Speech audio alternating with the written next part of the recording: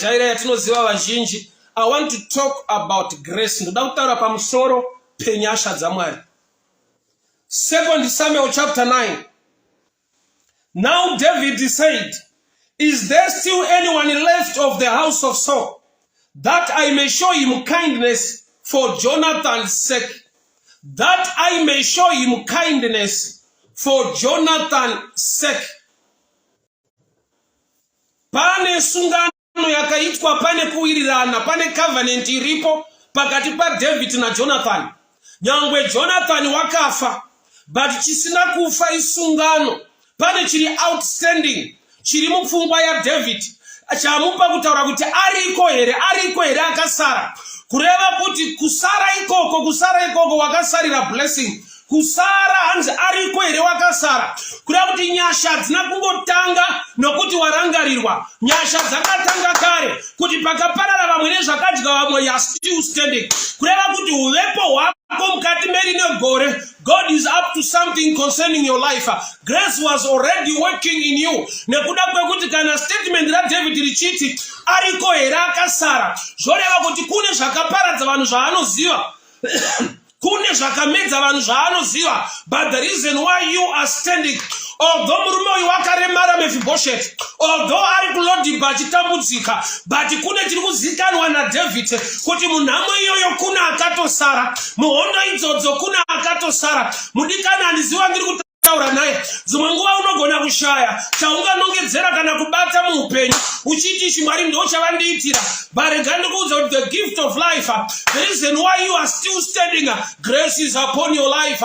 Grace is still protecting you. It reminds me nevamwe baba so vakauya nemwana wavo kuna Jesu, zvikandakauya naye kuvadzidzi venyu vakamutadza. Murume uyu was complaining instead yekumboona the other side to worship and praise God. Pakuti kudi mwana uyu akawira mumoto waingobuda, akawira mumvura aingobuda. There was grace already working in this boy. Nokuti zvinomuwisira mumoto zvine chekuita nekutsva uye kuti afe, zvinomuwisira mumvura zvine chekuita nekumunyudza kuti aregere kufema afe. But baba vadzoka ne complain instead of looking at the other side. The other side of the story ine chekuita nenyasha dzaMwari.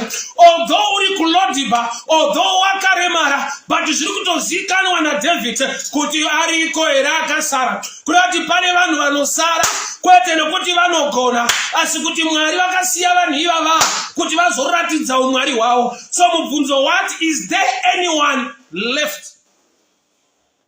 Left, what availability? Kuvepo bedzi, kungovapo bedzi kune nyaya. Ariko here akasara. Hazvinei condition yake ichinzwa panapa. Mubvunzo wabvunzwa, and there was a servant in the house of Saul whose name was Ziba. So they called him to David the king and said, are you Ziba? He said, at your service. Then the king said, is there still not still someone of the house of Saul to whom I may show kindness of God? And Ziba said unto the king, there is still a son of Jonathan who is lame in his feet. So the king said to him, where is he? And Ziba said, indeed, in the house of Micaiah, the son of Amiel, in Lodiba. The king David sent and brought him out of this house of Micaiah, the son of Amiel, from Lodiba. Now when Mephibosheth, son of Jonathan, the son of Saul, had came to David, he fell on his face, prostrated himself. And David said, Mephibosheth, he answered, here is your servant. So David said, do not fear, for I will surely show you kindness for Jonathan your father's sake, and will restore to you all the land of Saul your grandfather, and you shall eat bread at my table continually. You shall eat bread at my table continually.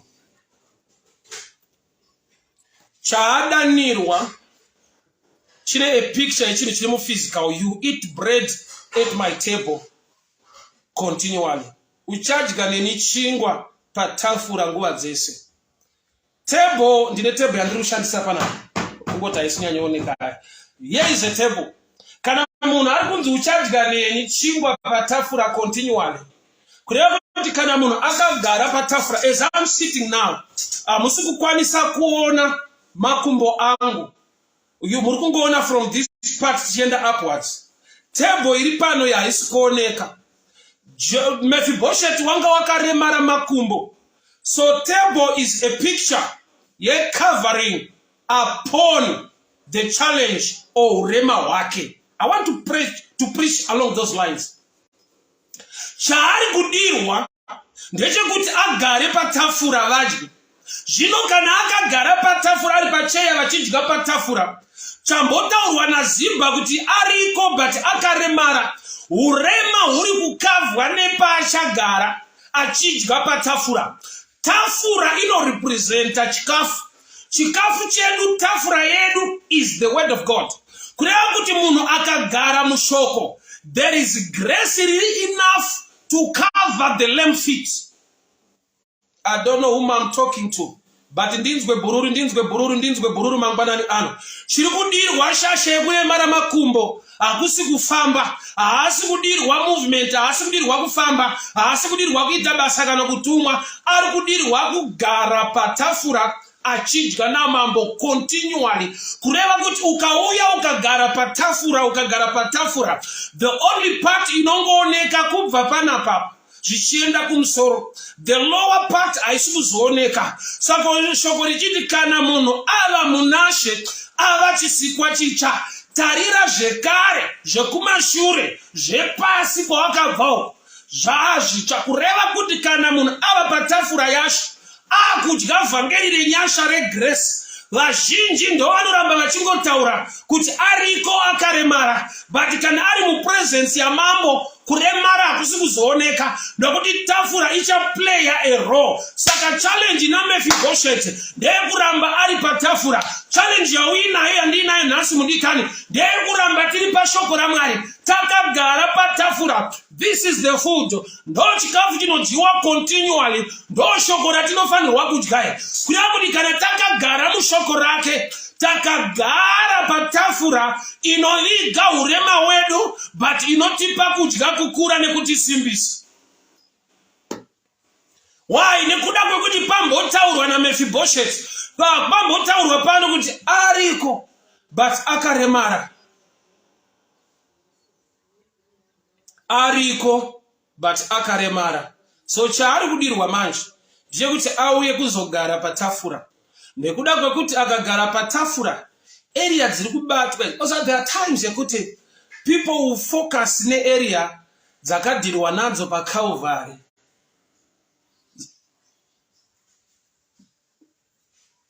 Maybe it's out of jealousy or out of not really understanding why the king wants this guy. Mambo vari kumuda kuti akauya ashikogara patafura, obva atanga kudya continually. Nokuti kana akagara patafura, haasi munhu akamira, munhu akagara, makumbo haasisina basa, urema hausisina need, hauchaonekwi, nekuti chaari kudirwa chinokavha utera hwake. Covenant iripo yakaitwa pakati paDavid, covenant iripo yakaitwa pakati paDavid na Jonathan, kuwirirana kwawo kwakonzera kuti mukomana nyangwe aine urema, mambo vamuda zvakadaro.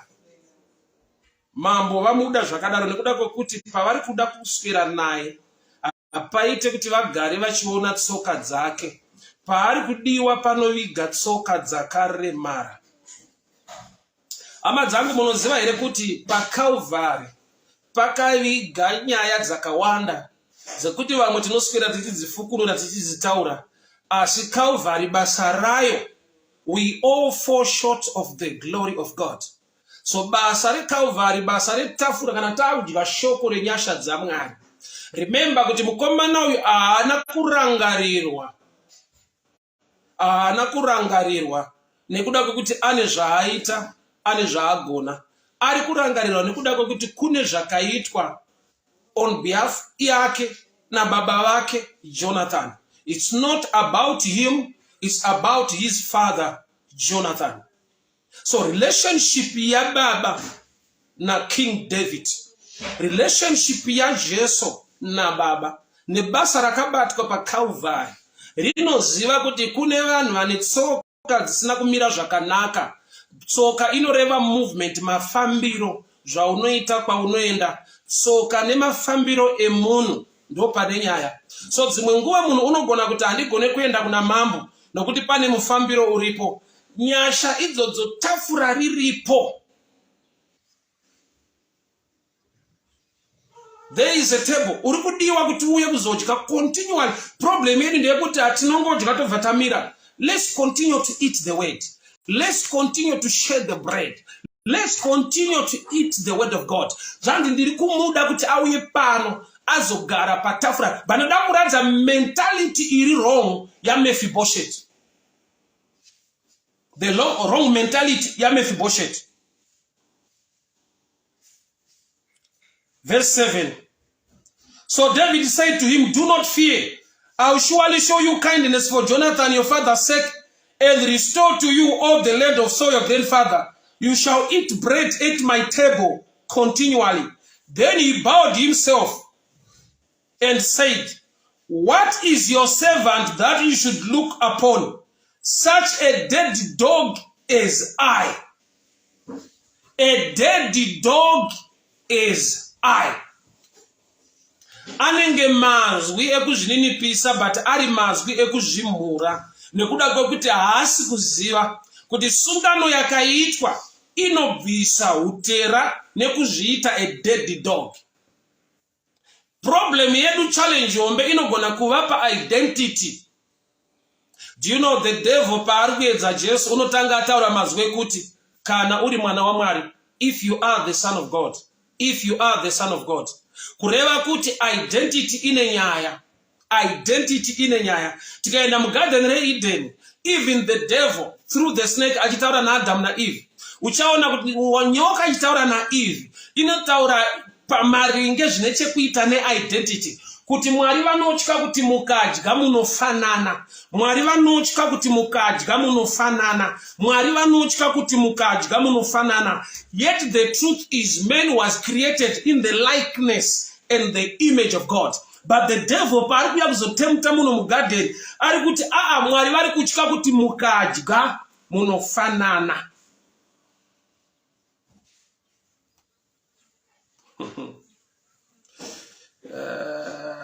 Genesis chapter 3 verse 4. Then the serpent said to the woman, you will not surely die, for God knows that in the day you eat of it, your eyes will be opened. You will be like God. You will be like God. You will be like God. Your eyes will be open and you will be like God. That's what the devil says. Mwari vari kutya kuti mukadya munofanana. You will be like God. Genesis 1:26. Then God said, let us make man in our own image, according to our likeness. So man was made in the likeness of God. But the devil parikuya ne temptation ari kuti Mwari vanotya kuti mukadya munofanana. Yet so the devil ari kuchallenge a knowledge concerning identity. Hama dzangu munoziva here kuti the power of information ndo battle yedu with the devil. That's Java there, that's Prophet Java there. God bless you my brother. So happy to see you. The devil battle yake iri pa information. Mwari anotya kuti mukadya mutuwi munofanana, munozoziva, munofanana. Yet they were created in the likeness and image. Saka the devil paanouya futi kuna Jesu anoti if you are the son of, kureva kuti kana uri mwana wemunhu munenge makafanana. So chaanotanga kuchallenge in knowledge concerning identity. Identity crisis inobva pakuleka right information. So the battle kana tukudona kwemunhu mugarden kwaiva kutestwa kwe knowledge. The fruit is another side. But the real battle iri pa knowledge. Chavari kudyira kuda kufanana. Yeti vasati vadya vanga vakafanana. So kudya kuzadzikisa kuti andizive. Havasi kudya for anything. Vari kudya as proof yekuti shuwa tizive tinotodawo kufanana naye iwo vakafanana. Saka paanouya kuna Jesu anoti kana uri mwana waMwari, if you are the son of God. So kusaziva kuti uri ani muna Kristu, identity crisis, knowledge yakashayikwa mugarden. So munhu wadona nekuda kwekuti waleka knowledge. Sa uchiona kuti Mwari kuna Genesis 3 vanoti munhu, the son, the seed of a woman will crush the head of a serpent. Who is the seed of a woman? That's Jesus. Wakaberekwa nemukadzi. The seed of a woman, anoweye Jesu, will crush the head of the serpent. Serpent is Satan. So parikunzi the seed of a woman will crush the head of a serpent. Jesu ndiye achatsika musoro wenyoka nokuupanya. Jesu ndiani is the word. Musoro uno represent chi musoro wenyoka uri kutsikwa. Musoro represents ideas, knowledge or understanding. So parikunzi the seed of a woman will crush the head of a serpent. Shoko riri kuti Jesu word ramwari shoko ndori chapkanya idea, the head of a serpent, mashoko, knowledge, information yenyoka ya Satan. Let me download uzhinzwe mshana. Shoko parikuti the seed of a woman will crush the head of a serpent. Seed of a woman ndi Jesu. Jesu ndiye word. Head of a serpent representa pfungwa, musoro unotaura knowledge, pfungwa kuziva. The head of a serpent is the ideas, information of the devil. So the seed of a woman, Jesus, the word against the devil's idea. We must crush the ideas of the devil using the word of God. The seed of a woman will crush the head of a serpent, which means when you get knowledge, you get Jesus, you get information, you can have the power, the ability to crush the head of a serpent. Head of a serpent, musoro wenyoka, uno representa musoro, which is idea, knowledge, uno representa the ideas of the devil. Saka uchiona kuti pa Calvary zvanga demonstrate in the physical. Nokuti Jesu paanoenda pa Calvary uno norovererwa panzvimbo inonzi Golgotha. Golgotha means a place of skull, kana kuti nzvimbo yedehenya. Skull, the head, dehenya musoro. So the seed of a woman akano crash at the head of a serpent.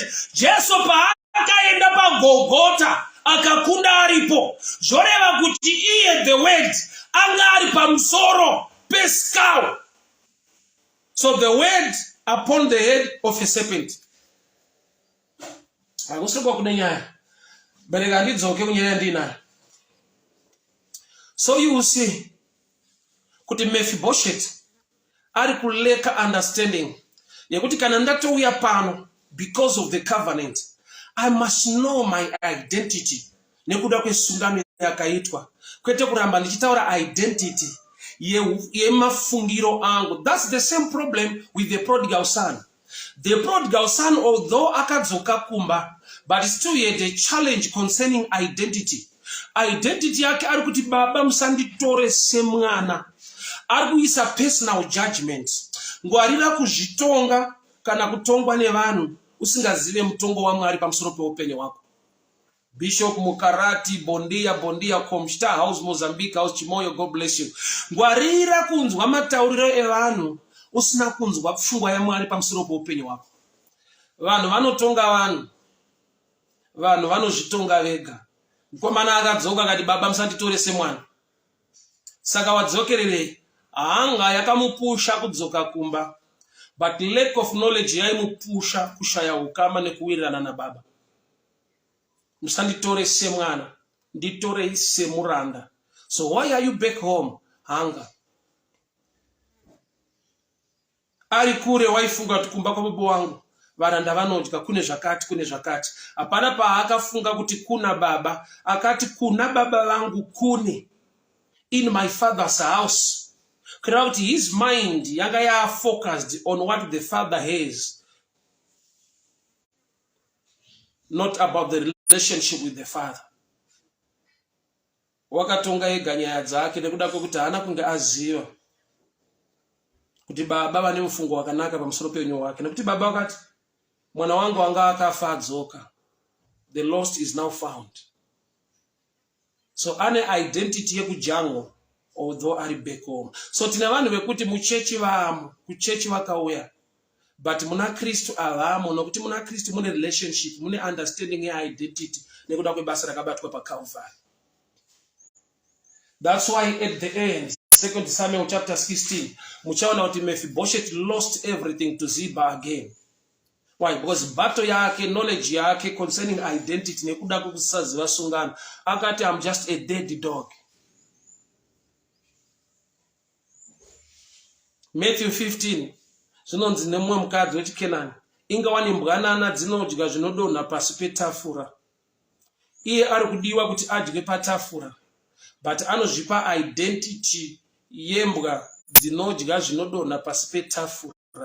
But iye abviswa mulevel yekuva imbwa inodya zvepasi kuti aqualify kudya zvepamusoro, but anoramba ane mentality yepasi.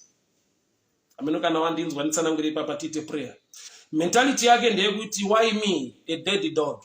Ukatarisa nauye mbwa mukadzi wechiKenani achitaura naJesu Matthew 15, anoti inga wani mbwanana dzinodya zvinodonha pasi petafura.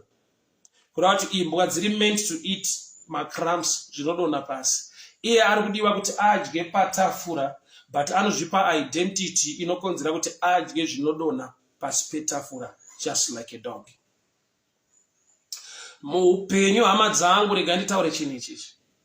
Shuwira zvakanaka.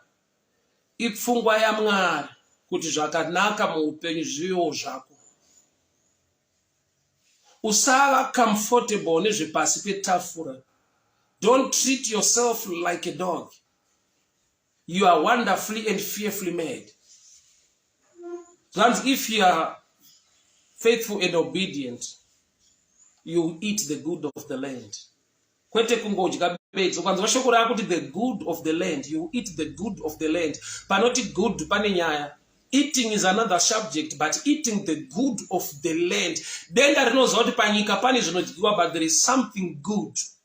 You eat the good of the land. Desire for good things. Unoziva here kuti Jesu ari pamuchinjikwa, masoja, vanhu vaitova pabasa, vakarwira pakakanda mijenya kuti vatore mucheka wehembe dzake. He was dressing good. Saka wakaona kuti even paakasprayiwa perfume inodhura kuna vanhu vasina kutirwa zvakanaka. Mentality yekungoti zvekwaMwari hazvina basa. Nanhasi chireka jigarika muvanhu yekuti tinonamata saka zvakanaka hazvina basa. Jesu paakasprayiwa perfume inodhura, even the disciples vakati what a waste. There are people who don't value zvakanaka kuti zvive paupenyu hwavo. Maybe it's a subject for another day, but I want to pray with you today kuti you are not a dead dog. Hausi meant kudya zvepasi petafura. Nyasha dzawakaitirwa ndedzekuti you eat continually on the table with the king. Father, I pray, I speak blessing and favor in the name that is above every name, in the mighty name of Jesus. Every mentality yekuzvidzikisira, mweya inoda kuti vasadyawo zvinowanikwa pamusoro petafura, the spirit of a dead dog, I come against it in the name of Jesus. Lord my God, because of the blood that was shed at Calvary, vana venyu ngavasangane nezvakanaka muupenyu, the good of the land, the best of the land, your favor, milk and honey mentality must be upon your people this morning. In the name that is above every name, in the mighty name of Jesus, the best for your people, the best for your people. Zvakanaka Mwari zvive zvevana venyu, nokuti muri Mwari wakanaka, une mufungo wakanaka, ane nyasha neupenyu vana vake. Ndataura utano, ndataura utano, ndataura utano, ndataura favor, ndataura kubudirira, ndataura nyasha. Nezita raJesu, nokuti nemavanga aKristu takaporeswa. Ndinotaura utano, ndinotaura kudzikinurwa. Vana venyu ngavarangarirwe Baba mangwanani ano. Mwari wenyasha nekuda kweropa rakairera pamuchinjikwa. By the reason of the blood that was shed at Calvary, I speak blessing, I speak protection, I speak favor upon your people. In the mighty name of Jesus, every plan of the enemy must be put to shame. Every negative voice must be silenced. In the mighty name of Jesus Christ of Nazareth, Baba mangwanani ano, vana venyu ngavarangarirwe. Baba mangwanani ano, nyasha ngadzivavhumba mire. Baba mangwanani ano, zvavanoshira ngadzizadzikiswe. Imi kana mavhura masuo hakuna ungavhara. Mutsvene wakatendeka wakarurama wamasimba ose, ndataura nyasha nekubata kwenyu kunoshamisa. Wakatendeka wakarurama Mwari wamasimba ose, ndiri kunamata mangwanani ano Baba, nyasha nekubata kwenyu nokuti makatendeka. Imi Alpha, imi Omega, wekutanga nekupedzisira. Mutsvene wakarurama Mwari wamasimba ose, ngavarangarirwe vana venyu. Nyasha dzenyu ngadzidirwe muupenyu hwavo. Tinotaura favor nekubata kwenyu mangwanani ano, muzita raJesu Kristu weNazareta. Amen and amen. Barbara Chandoda, God bless you. Joseph Ungwe, Tinodai Shechi Minya, God bless you. Nelson Chuma, Felicitas Chitando Memory Masho, God bless you.